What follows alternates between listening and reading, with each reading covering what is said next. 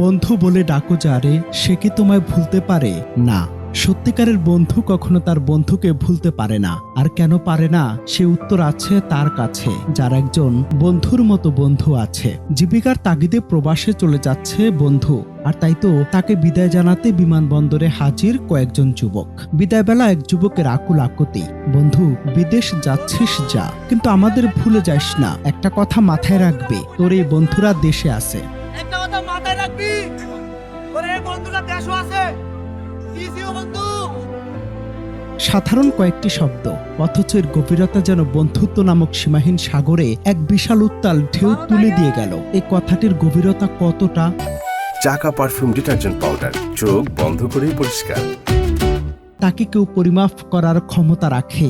সম্প্রতি আবির চৌধুরী নামের এক যুবক তার সামাজিক মাধ্যমে বিদায়ের করুণ মুহূর্তটি শেয়ার করার পরপরই তা ঝড়ের গতিতে ছড়িয়ে পড়ে নেটিজেনদের মাঝে। দৃশ্যটি সাজানো নাকি নিখাদ বাস্তবতা, সে তর্কে না গিয়েও মানুষ যেন নিজের অজান্তে হারিয়ে গেছেন নিজেদের অতীতে। কোটি কোটি প্রবাসীর ভিড়ে বন্ধুটির আকুল কান্না ছুঁয়ে গেছে সবার হৃদয়। বিদায় বেলার এই চিরন্তন দৃশ্য প্রমাণ করে, মানচিত্রের দূরত্ব কিংবা মাইলের পর মাইল সমুদ্রের ব্যবধান কখনো রক্তের সম্পর্কের চেয়েও গভীর এই বাঁধনকে শিথিল করতে পারে না।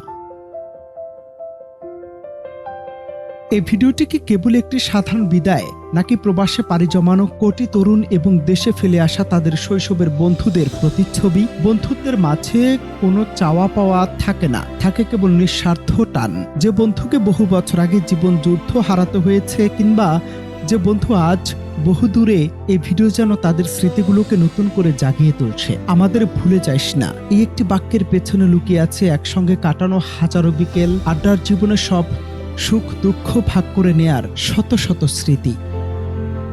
প্রযুক্তির যুগে সামাজিক যোগাযোগ মাধ্যম হয়তো আমাদের দূরত্ব কমিয়েছে, কিন্তু প্রবাসের সেই একাকিত্বের বন্ধুদের গলার এক চিলতে আওয়াজই হয়ে ওঠে বেঁচে থাকার বড় টনিক। পৃথিবীর যেখানেই থাকুক না কেন, সত্যিকারের বন্ধুত্ব বেঁচে থাকে স্মৃতির ফ্রেমে, হৃদয়ের কোণে।